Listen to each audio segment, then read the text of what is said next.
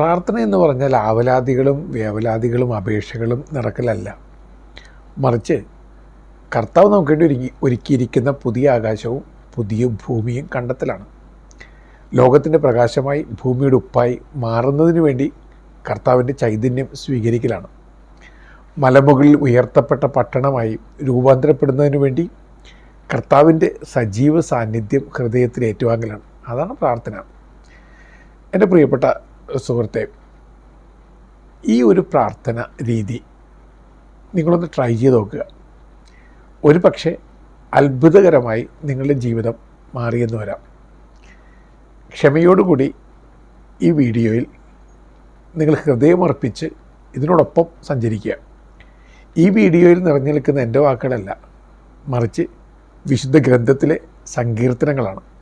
അതുകൊണ്ട് തന്നെ ഈ വീഡിയോ കാണൽ തന്നെ ഒരു പ്രാർത്ഥന അനുഭവം നൽകിയെന്ന് വരാം.